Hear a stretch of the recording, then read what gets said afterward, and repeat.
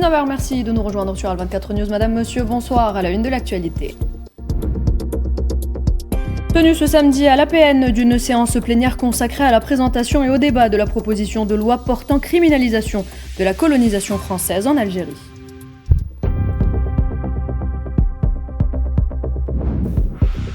Ahmed Attaf participe au Caire à la deuxième réunion ministérielle du Forum de partenariat Afrique-Russie, un pilier essentiel dans la construction d'un système international plus juste et plus équitable. Attaf qui s'est d'ailleurs entretenu ce soir avec son homologue russe Sergueï Lavrov.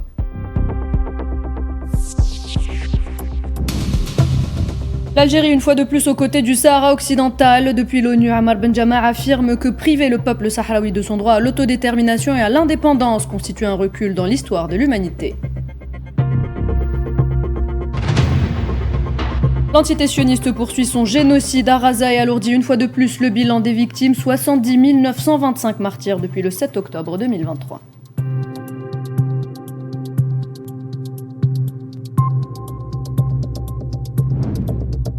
Et on s'intéressera également au conflit russo-ukrainien avec Kiev qui confirme avoir mené des frappes dites chirurgicales en Crimée. Moscou, de son côté, revendique plusieurs frappes groupées sur plusieurs régions ukrainiennes.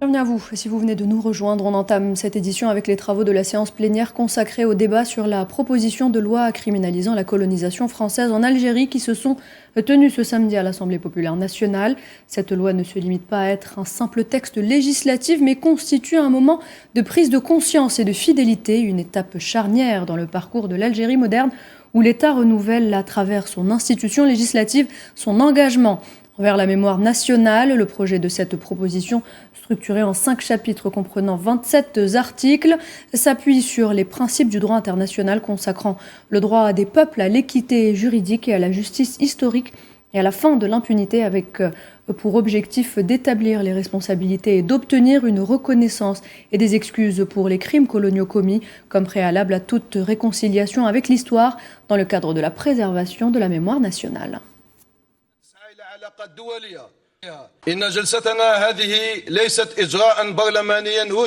Notre séance n'est pas une procédure parlementaire de routine, mais un acte souverain par excellence, une prise de position morale sans équivoque, un message politique clair qui exprime l'attachement de l'Algérie à son droit inaliénable et son respect des sacrifices consentis par son peuple et de la mission de ses martyrs. La proposition de loi qui vous est présentée aujourd'hui, qui énumère les crimes du colonialisme français, définit la responsabilité de l'État français pour son passé colonial, met en place des mécanismes pour exiger la reconnaissance et des excuses et adopte des mesures pénales criminalisant la glorification ou la promotion du colonialisme n'est pas dirigée contre un peuple, ni ne vise à se venger ou à attiser les haines, mais il part du principe consacré selon lequel les crimes contre l'humanité ne sont pas prescrits, ne peuvent être justifiés par la force et ne peuvent être passés sous silence.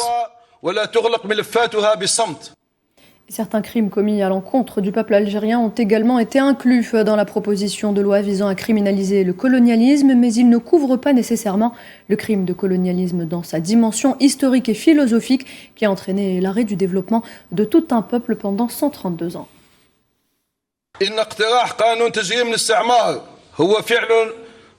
La proposition de loi visant à criminaliser le colonialisme est un acte de loyauté avant d'être un texte juridique, une défense de la vérité avant d'être une position politique et un message clair à l'intérieur et à l'extérieur que la mémoire nationale algérienne ne peut être effacée ou négociée et que la construction du présent et la perspective d'avenir ne peuvent se faire en niant le passé ou en le passant sous silence. Cette proposition de loi fondée sur des principes juridiques internationalement reconnus comporte 27 articles qui affirment que le colonialisme français en Algérie est un crime d'État dont la France assume la responsabilité juridique et morale. Certains crimes commis à l'encontre du peuple algérien ont également été inclus, mais ils ne couvrent pas nécessairement le crime de colonialisme dans sa dimension historique et philosophique qui a entraîné l'arrêt du développement de tout un peuple pendant plus de 132 ans. Avec la proposition souveraine de loi visant à criminaliser le colonialisme, l'Algérie réaffirme qu'elle est un État qui aspire à des relations internationales fondées sur le respect mutuel, affirme Brahim Bourali.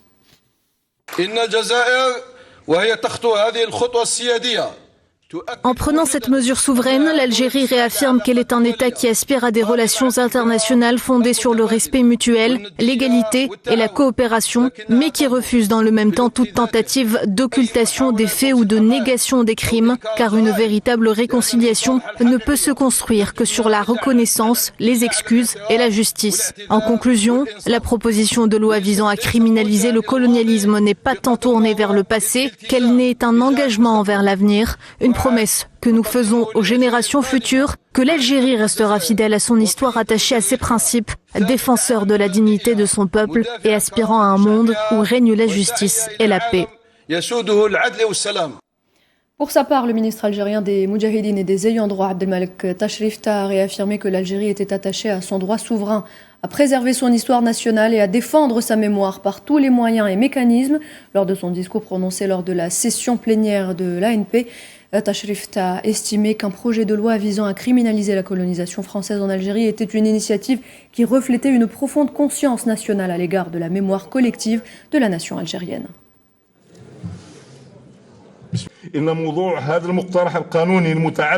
Le sujet de cette proposition de loi relative à la criminalisation du colonialisme incarne la condamnation d'un système colonialiste révolu fondé sur l'oppression et l'injustice et affirme dans le même temps que l'Algérie victorieuse ne transige jamais sur sa mémoire nationale et n'accepte pas que l'on porte atteinte aux faits historiques ou que l'on y renonce. Cette proposition de loi n'est pas seulement un texte législatif, elle est aussi un hommage au sacrifice des martyrs, une protection de la mémoire nationale et une consolidation des valeurs de justice historique qui resteront un phare pour les générations présentes et futures. On s'intéresse également ce soir au partenariat entre le continent africain et la Russie. Il peut constituer un pilier essentiel dans la construction d'un système international plus juste et plus équitable. Ce sont là les propos tenus ce samedi par le ministre d'État algérien, ministre des Affaires étrangères Ahmed Attaf, dans un discours prononcé lors de la deuxième réunion ministérielle du Forum du partenariat Afrique-Russie qui s'est tenu au Caire. Ahmed Attaf qui affirme que les accords stratégiques existants entre les pays africains et la Russie peuvent constituer un moyen d'unir les efforts et les initiatives en vue d'instaurer la paix, la sécurité et la prospérité pour toutes les nations, sans exception, sans sélection et sans discrimination.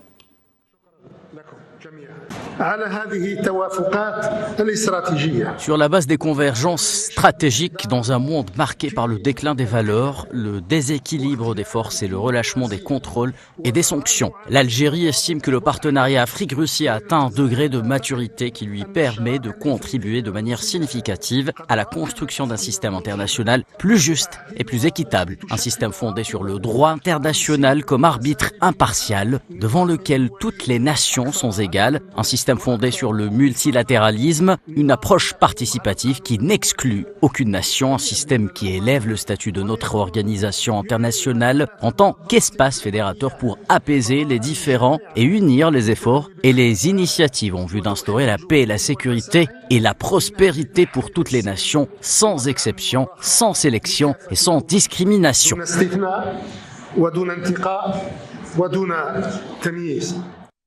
Ahmed Attaf a réaffirmé l'engagement de l'Algérie à contribuer à la concrétisation des priorités du partenariat Afrique-Russie, car celles-ci correspondent aux objectifs de l'agenda africain 2063 dans tous ses aspects et dimensions.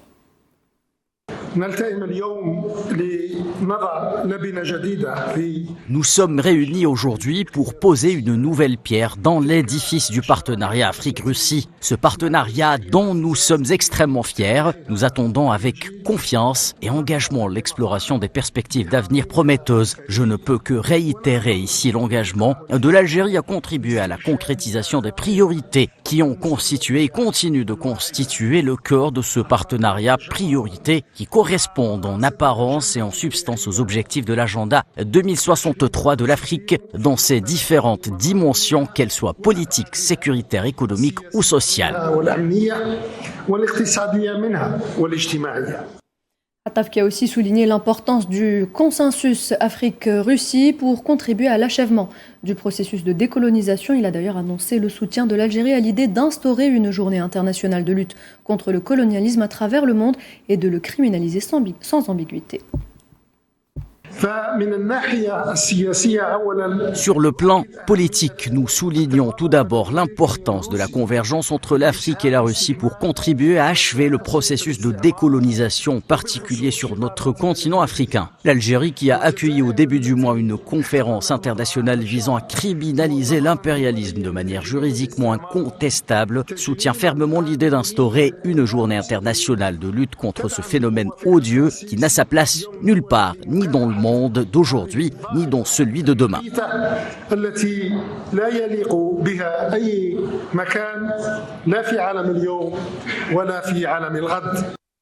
Sachez également qu'Ahmed Attaf s'est félicité de l'engagement du partenariat Afrique-Russie envers le principe de solutions africaines aux problèmes africains, soulignant l'importance du soutien aux capacités nationales et au rejet des ingérences étrangères. Regardez.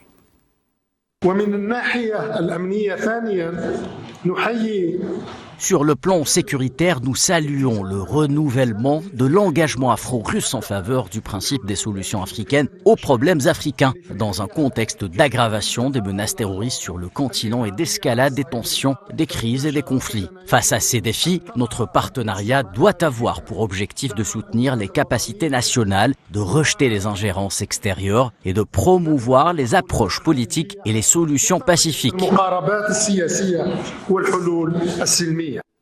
Et en marge de sa participation à la deuxième session du Forum de partenariat Afrique-Russie au niveau ministériel, le ministre d'État algérien, ministre des Affaires étrangères, Ahmed Attaf, a eu ce soir des entretiens bilatéraux avec le ministre russe des Affaires étrangères, Sergueï Lavrov. À cette occasion, les deux ministres ont examiné les relations d'amitié et de coopération entre les deux pays dans les perspectives des prochains rendez-vous bilatéraux qui devraient renforcer la dynamique remarquable que connaissent les relations algéro-russes. Les deux parties ont également échangé leurs points de vue sur les questions régionales d'intérêt commun, notamment les développements de la situation dans la région du Sahel.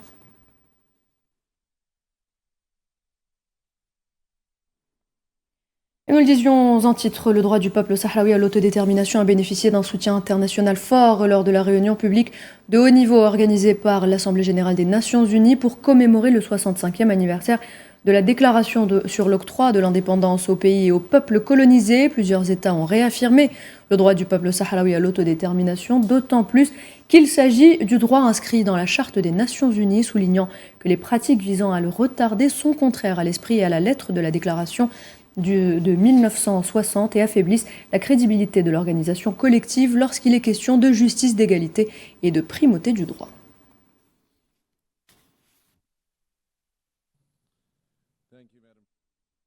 Justement, le représentant permanent de l'Algérie auprès des Nations Unies a affirmé que priver le peuple sahraoui de son droit à l'autodétermination et à l'indépendance constitue un recul dans l'histoire de l'humanité. Dans un discours prononcé lors de la réunion publique de haut niveau organisée par l'Assemblée générale des Nations unies pour commémorer le 65e anniversaire de la déclaration sur l'octroi de l'indépendance aux pays et aux peuples colonisés, Ammar Benjama a souligné que certains peuples souffrent de violations flagrantes de leurs droits fondamentaux et de leur dignité humaine.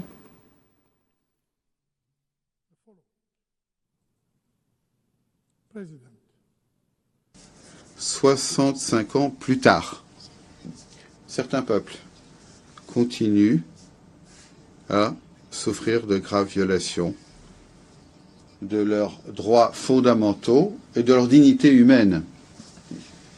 Des conditions qui représentent non seulement un affront au droit international, mais également un retour en arrière profond, une régression profonde dans l'histoire humaine. L'Afrique du Sud a, elle, exprimé sa profonde inquiétude face à la situation au Sahara occidental, affirmant que le droit du peuple sahraoui à l'autodétermination était devenu une question urgente. Le représentant de l'Afrique du Sud a expliqué qu'aucune solution ne pouvait être imposée au peuple sahraoui, appelant le Maroc et le Front Polisario à s'engager dans un dialogue politique direct sans conditions préalables afin de parvenir à un règlement politique juste et durable. South Africa is particularly concerned about the plight of the people of Western Sahara. L'Afrique du Sud est particulièrement préoccupée par les souffrances du peuple du Sahara occidental. Dernière colonie restante sur le continent africain, mon pays réaffirme que le droit du peuple sahraoui à l'autodétermination reste d'une importance capitale et nous soutiendrons toute décision finale prise par le peuple sahraoui sur cette question. Aucune solution ne peut être imposée au peuple sahraoui. Nous appelons sincèrement le Maroc et le Front Polisario à engager un dialogue politique direct, sans conditions préalables, afin de parvenir à un règlement politique juste et durable. À son tour, le représentant de la Namibie auprès des Nations Unies a rappelé lors de la même séance la situation au Sahara occidental, soulignant que son pays était conscient de la nécessité de s'attaquer aux derniers vestiges du colonialisme en Afrique et que son pays soutenait le rôle de la mission des Nations Unies pour l'organisation d'un référendum au Sahara occidental. We cannot forget the situation in Western Sahara, a land still caught. Nous ne pouvons oublier la situation au Sahara occidental, une terre qui reste colonisée depuis des décennies, et mon pays reconnaît la nécessité de régler rapidement la question de la dernière colonie en Afrique. Mon pays soutient également le rôle de la mission des Nations Unies pour l'organisation d'un référendum au Sahara occidental et invite la communauté internationale à réaffirmer son engagement, à faciliter la tenue d'un référendum juste et équitable qui permettra au peuple sahraoui de décider lui-même de son avenir. Il ne s'agit pas seulement d'une nécessité politique, mais d'un droit humain fondamental dont la réalisation fait partie intégrante de l'unité africaine et de la quête mondiale de justice. Le représentant du Mozambique a exprimé la profonde préoccupation de son pays du fait que 17 territoires figurent toujours parmi les territoires sous colonisation, réaffirmant le droit inaliénable du peuple sahraoui à l'autodétermination. It is in this connection that Mozambique is deeply concerned that 17 territories. Le Mozambique exprime sa profonde préoccupation face au fait que 17 territoires figurent toujours sur la liste des territoires non autonomes. Leur population attend toujours que les promesses qui leur ont été faites il y a plusieurs décennies soient tenues. Nous sommes tout aussi préoccupés par le fait que les peuples palestiniens et sahraouis continuent d'être privés de leur droit inaliénable à l'autodétermination. Et Cuba a qualifié la prétendue autonomie marocaine au Sahara occidental de violation flagrante de la légalité internationale et de la Charte des Nations Unies dans un discours prononcé lors de la réunion publique de haut niveau organisée par l'Assemblée générale des Nations Unies pour commémorer le 65e anniversaire de la déclaration d'indépendance des pays et des peuples colonisés. Le représentant permanent de Cuba, Ernesto Superón Guzmán, a déclaré que son pays rejetait les décisions unilatérales au Sahara occidental, en particulier celles qui ignorent les intérêts et les droits du peuple sahraoui. Nous appelons à une solution politique juste, durable et acceptable pour toutes les parties, qui permette au peuple du Sahara occidental d'exercer librement son droit à l'autodétermination, conformément à la résolution des Nations Unies. Nous ne soutenons pas les décisions unilatérales qui ignorent les intérêts et les droits du peuple sahraoui, y compris les propositions d'une autonomie sans souveraineté, car cela constitue une violation du droit international et de la Charte des Nations Unies, ainsi que des résolutions 15-14 et 26-25 adoptées par l'Assemblée générale des Nations Unies. Et dans son discours, le membre de la mission de Timor oriental a réaffirmé le droit du peuple sahraoui à l'autodétermination, soulignant que ce droit reste suspendu en raison d'obstacles liés à des calculs stratégiques et à des campagnes de désinformation. 65 years on, we must acknowledge a troubling reality. 60 ans plus tard, nous devons reconnaître une réalité préoccupante. Dans plusieurs territoires non autonomes, notamment le Sahara occidental, ce droit est toujours reporté, vidé de sa substance ou nié. Les peuples qui aspirent à déterminer librement leur statut politique et leur avenir se heurtent à des obstacles liés à des considérations stratégiques, à la dépendance économique et à des campagnes de désinformation. Ces pratiques sont contraires à l'esprit de la déclaration de 1960 et sapent notre crédibilité lorsque nous parlons de justice, d'égalité et d'état de droit. Et toute autre chose à présent avec l'agression génocidaire sioniste contre la bande de Gaza qui a fait 70 925 martyrs et 171 185 blessés depuis le 7 octobre 2023, selon un nouveau bilan communiqué ce samedi par les autorités sanitaires palestiniennes. À noter que les dépouilles de 13 martyrs ainsi que 20 blessés ont été transférés vers les hôpitaux de Gaza au cours des dernières 24 heures.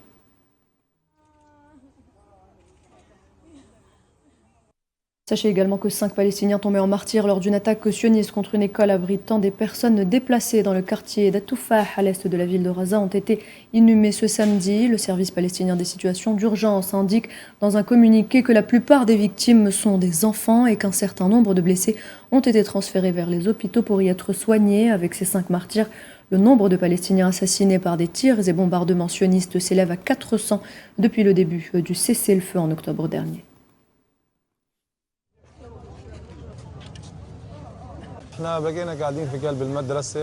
Nous étions à l'intérieur de l'école, en lieu sûr, lorsque des roquettes et des missiles se sont abattus sur nous. Ils ont frappé des civils innocents dans un massacre d'une extrême violence. Il s'agissait de civils innocents, des enfants, des femmes, des personnes âgées et des jeunes. Des enfants de 3 et 5 ans. Ils n'avaient rien à voir avec un quelconque mouvement ou quoi que ce soit. L'explosion s'est produite alors que nous étions à la réception d'un mariage. Malheureusement, nous avons trouvé les corps d'enfants, de personnes âgées, de nourrissons, de femmes et de jeunes. Malheureusement, nous avons appelé les secours et la protection civile, mais ils n'ont pas pu passer à cause de l'armée israélienne. Intéressons-nous à présent au conflit russo-ukrainien. Les services de renseignement ukrainiens ont annoncé avoir mené des frappes chirurgicales contre l'aéroport de Belbek en Crimée, sous contrôle russe. Les services secrets ukrainiens ont confirmé ce samedi qu'ils continueraient à mener des attaques contre des installations stratégiques contrôlées par la Russie afin, je cite, de l'affaiblir dans toute l'Ukraine.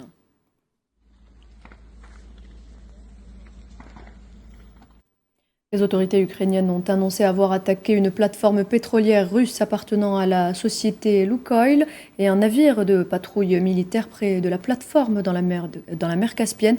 Un communiqué publié ce samedi par l'état-major ukrainien affirme que des drones appartenant à ces forces ont pris pour cible des infrastructures pétrolières russes au cours du mois de décembre, sans préciser la date. Le communiqué de l'armée ukrainienne ajoute que la plateforme pétrolière de Vilanovski a été endommagée par l'attaque et qu'un navire de patrouille militaire avait également été pris pour cible. L'ampleur des dégâts serait en cours d'évaluation, toujours selon le communiqué.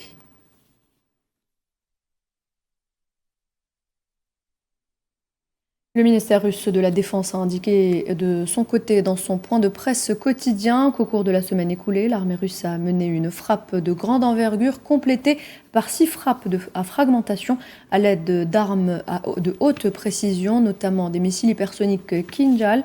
Les cibles comprenaient des entreprises militaro-industrielles ukrainiennes, des installations énergétiques, des ports et des infrastructures critiques en zone de déploiement temporaire des forces armées ukrainiennes et des mercenaires étrangers.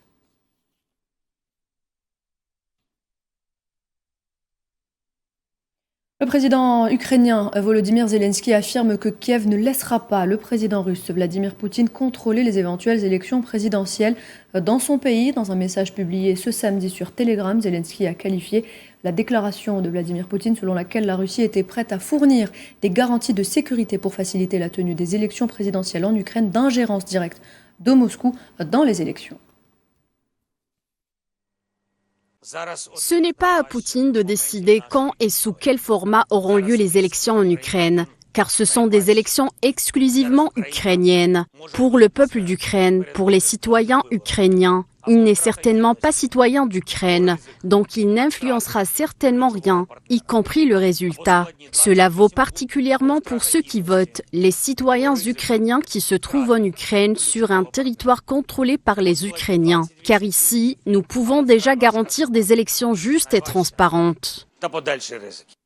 Zelensky qui déclare que les États-Unis ont proposé une rencontre avec des négociateurs ukrainiens et russes à Miami où ces derniers se sont rendus pour des discussions avec les Américains sur leur plan pour l'Ukraine. En effet, les États-Unis d'Amérique ont dit qu'ils tiendraient une réunion séparée avec des représentants de la Russie et ils ont proposé un format, autant que je sache, Ukraine, États-Unis, Russie. Le président russe Vladimir Poutine a réaffirmé vendredi l'engagement de la Russie en faveur de relations stables avec la Chine, soulignant que les liens bilatéraux entre les deux pays constituent un facteur crucial pour la stabilité mondiale. Le président russe a également souligné que les deux pays ont coopéré dans divers domaines, notamment que les échanges commerciaux bilatéraux s'élèvent à 240-250 milliards de dollars américains.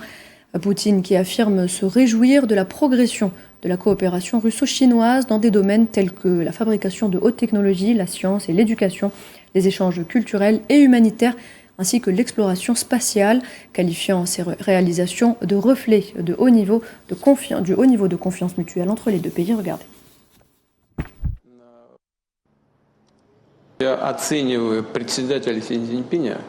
Je considère le président Xi Jinping comme un ami proche et un partenaire fiable, tant pour moi que pour la Russie. Nos relations bilatérales continuent de se développer et se sont étendues à de nombreux domaines. Comme je l'ai souligné à plusieurs reprises et que je tiens à réaffirmer, les liens russo-chinois sont devenus un facteur crucial de stabilité mondiale. Sur la scène internationale, nos deux ministères des Affaires étrangères entretiennent une communication étroite et coordonnent constamment leurs agendas. J'espère que nous pourrons œuvrer avec nos amis chinois pour maintenir cette dynamique positive et faire progresser conjointement nos relations bilatérales dans un avenir proche et à plus long terme.